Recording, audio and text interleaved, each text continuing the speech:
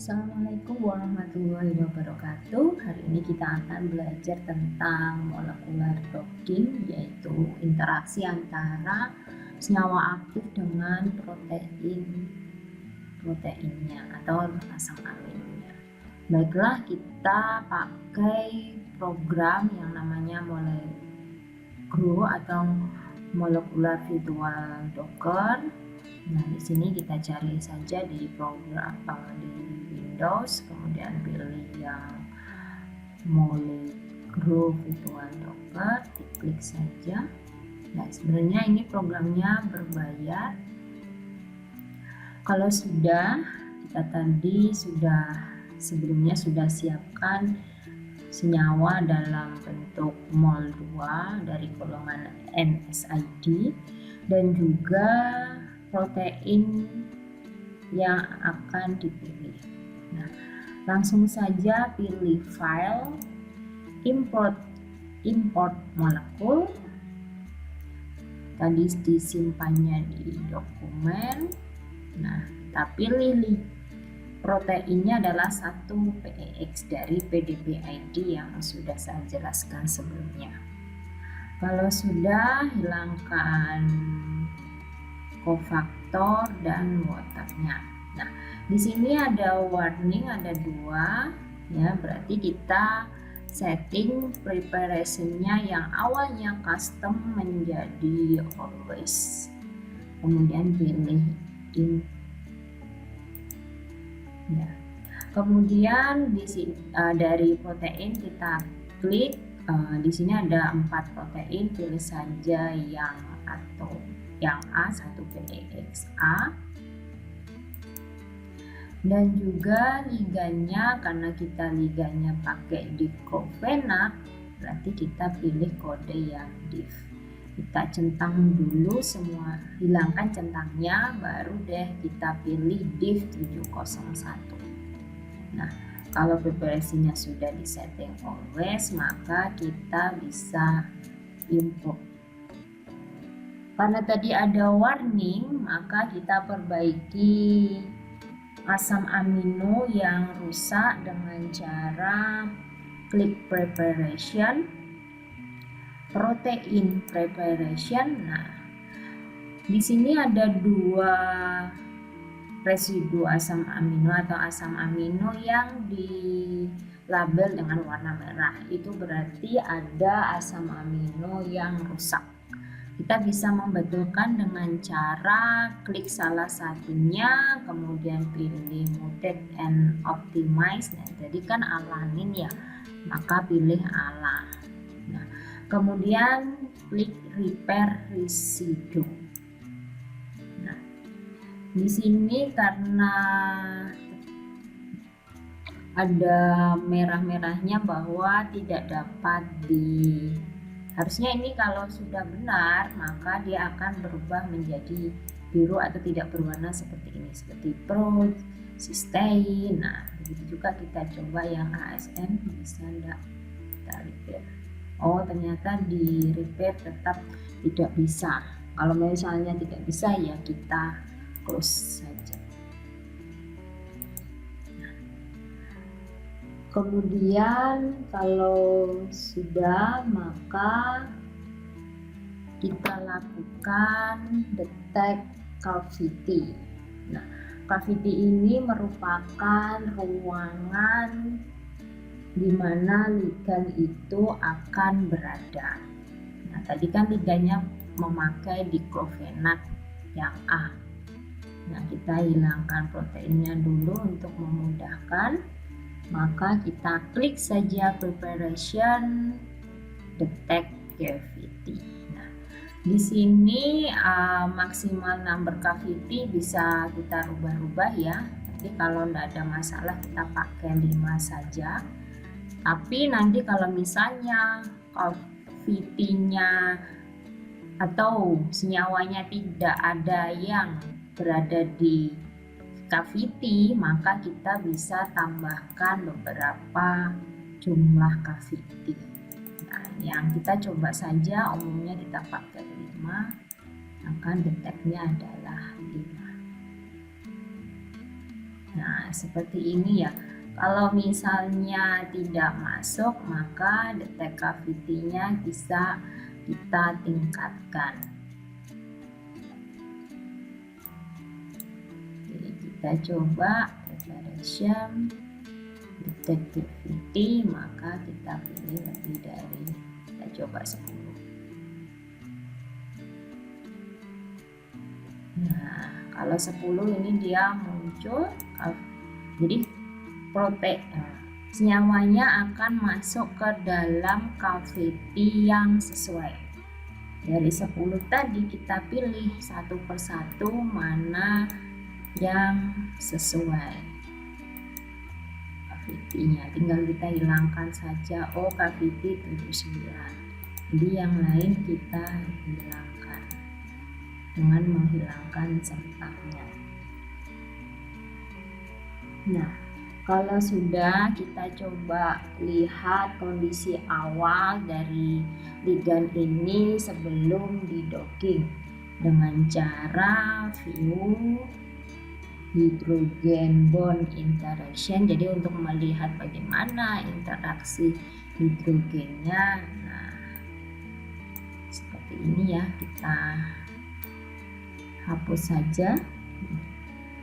Untuk memudahkan dalam melihat, maka kita setting saja proteinnya dengan merubah tampilan dari protein. Biasanya kita pilih rendering, kemudian klik protein, pilih saja yang wireframe. Nah, maka dia akan lebih jelas untuk dilihat seperti itu. Jadi ini bisa kita rubah-rubah ya, liganya juga tampilannya. Kalau mau membentuk tampilan stick, maka bisa dipilih yang stick. Kalau untuk mau melihat dalam bentuk ball and stick, maka bisa dipilih ball and stick. Ya, jadi seperti itu. Kita pilih saja yang stick. Nah, jadi tampilannya seperti ini. Nah, untuk melihat dua dimensinya, maka kalian bisa klik ligand mapping. Maka akan tampil gambaran dua dimensinya di sebelah kanan. Untuk melihat interaksinya, maka klik show interaction. Nah, ini diturunkan saja. Nah, ini interaksi hidrogen dengan tirosin 385. Anda juga klik elektrostatik dan steriknya. Nah, di sini ada residu asam amino yang berikatan hidrogen dan sterik dengan ligannya.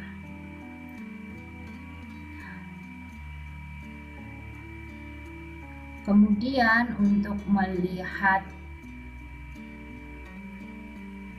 bentuk tiga dimensinya yang sesuai dengan dua dimensi, jadi interaksi tiga dimensi yang sesuai dengan dua dimensi, maka kita pilih hide residue.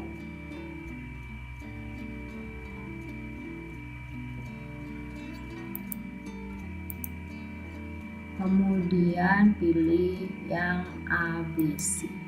Nah, untuk memberi nama maka pilih residue name and index. Jadi nanti akan muncul residu asam amino yang berikatan dengan ligan. Terus pilih OK. Nah, jadi ada tiga, ada serin 530, kemudian glisin 526 dan tirosin 385. Nah, ini adalah gambar interaksinya sebelum didocking. Jadi interaksi antara ligan yang dibawa oleh protein atau ligan aslinya yang proteinnya 1PX itu membawa ligan diklofenak, maka di sini adalah interaksi antara residu asam amino pada protein dengan diklofenak. Nah, nanti kalian bisa screenshotnya dengan menggunakan pakai sniping tool. Jadi tinggal klik new, kemudian bisa di crop. Nah, seperti ini. Ini ya, misalnya 2 dimensi, kemudian yang 3 dimensi. Kita coba lagi yang 3 dimensi. Nah, seperti ini. Kalau sudah, kemudian bisa juga dilihat energinya. Nah, ini energi, total energi, kita klik saja total energi, kemudian digeser ke kanan dan kiri. Lalu kita lebarkan. Nah, di sini ada total energi baik eksternal maupun internal. Jadi total energi merupakan penjumlahan antara eksternal ligan interaksi dan juga internal ligan interaksi. Sehingga total energinya berjumlah, kalau misalnya berdasarkan re-rank score, jumlahnya adalah minus 79,99. Kalau berdasarkan Moldog, nilainya min 95,796. Untuk Molegro sendiri yang sering kita pakai adalah menggunakan nilai re-rank score. Kenapa? Karena di nilai re-rank score ini semua parameter dari deskriptor dia ada nilainya dibandingkan yang Moldog score. Contoh saja di sini ada Starik by LJ 12.6, dia tidak ada nilai Moldog. Sedangkan di re-rank score hampir semuanya ada.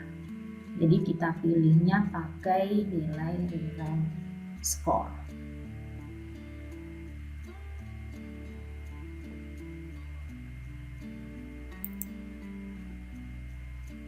Nah, jadi seperti ini. Kalau melihat lagi bisa dilihat saja. Nah, jadi seperti ini. Oke, karena sudah, kita reset saja untuk memulai domainnya dengan cara view reset view. Selanjutnya kita akan melakukan docking ya, dengan cara, karena ini proteinnya sudah ada semua, maka tinggal langsung saja preparation, detect cavity. Oke, kita pilih cavity yang masuk.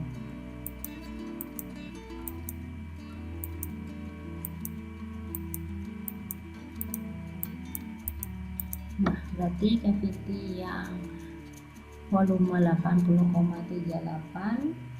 Selanjutnya adalah pilih docking wizard, klik from external data source. Karena kita pakai banyak senyawa, pilih yang dir. Kalau hanya satu senyawa, pilih file. Pilih dir, nyawa kita adalah NSID, klik saja, terus pilih OK. Terus tekan OK. Kalau sudah, kita next. Nah, ini kita sesuaikan ya radius, tapi karena nanti senyawanya mungkin agak besar, jadi radiusnya enggak apa-apa, normal aja 15. Pilih next, centang energi minimize, pilih next, dan pilih next, dan next. Nah, kita simpan di output 14 start. Nah, nanti ada 5 ligan ya yang akan diuji. Nah, nanti untuk kecepatannya tergantung laptopnya masing-masing. Setiap satu ligan akan dicek 10 kali ya untuk nilai re-rank score ataupun Moldog score. Jadi kita tunggu saja hasilnya. Ini kalau 5 ligan ya sekitar laptopnya.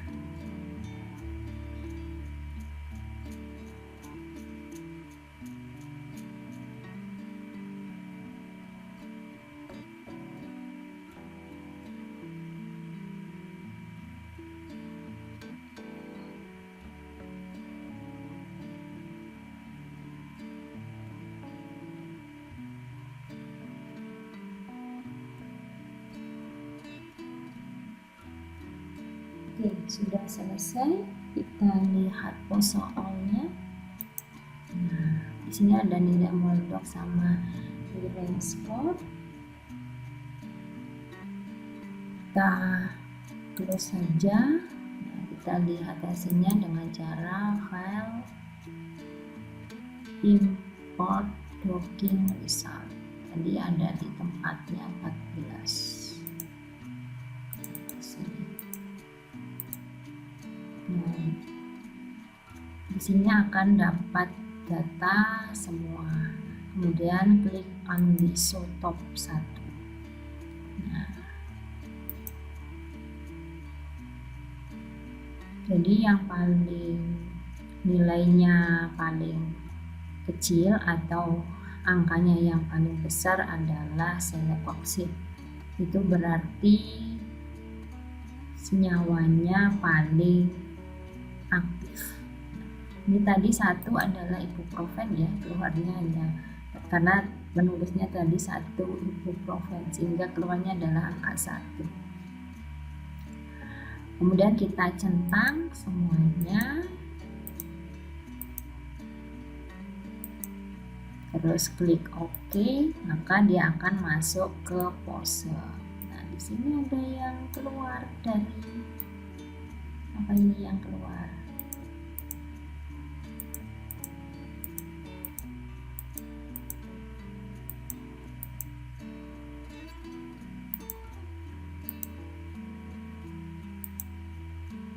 Ya, nanti kita coba cek saja. Kita dari pose kita convert ke liga.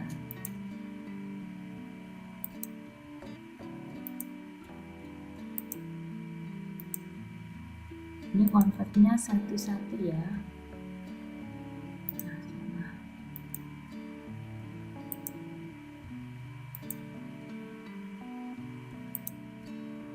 Nah, kalau sudah baru kita cek satu-satu.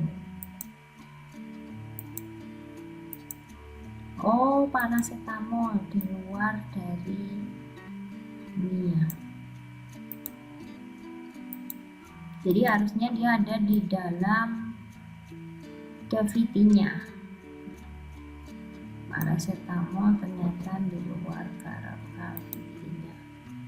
Oke, tidak apa-apa karena ini hanya contoh ya. Kita lihat untuk interaksinya dari selekoksid. Kita cek di ligand map, cavity-nya kita hilangkan saja, hasilnya juga. Kemudian setting ligandnya pakai stick saja untuk melihat tampilannya.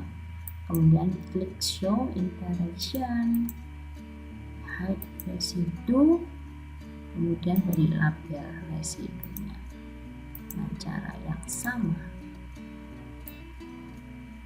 Oh ya, klik proteinnya. Nah, maka di sini kita bisa melihat interaksi antara selekoksid ya. Nah, selekoksid. Nah, ini interaksi antara selekoksid dengan residu asam amino dari 1-PLX. Nah, residu asam amino ini nanti yang dicatat atau gambarnya yang di crop. Nah, ini kan dari selekoksid ya, kita cek kita sesuaikan ya antara gambar 2 dimensi dan 3 dimensinya. Nah, di sini dia yang 2 dimensi ada fenil 518, ada valin 523 tidak ada, glisin 1 92 ada, leusin 352 ada, serin 353.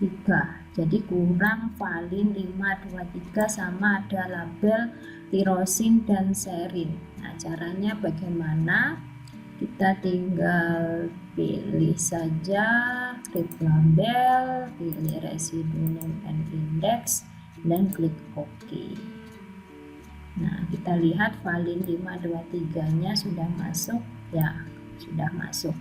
Nah, sudah selesai. Ini yang akan bisa kita crop sebagai hasil docking untuk senyawa selekoksid. Nah, ini bisa di crop yang sini. Nah, atau bisa juga yang gambar 3 dimensinya.